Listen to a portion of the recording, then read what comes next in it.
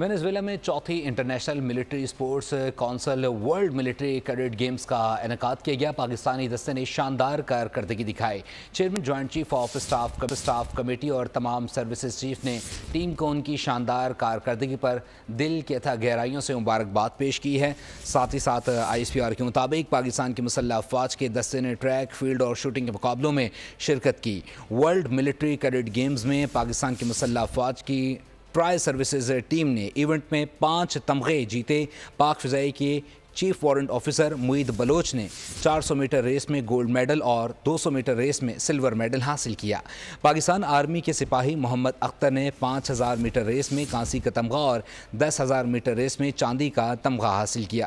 25 metre pistol shooting rapid team events category میں Pakistan army کے نائک قاسم بلال، سپاہی اسماعیل خان اور سپاہی محمد راشد نے چاندی کا تمغہ جیتا۔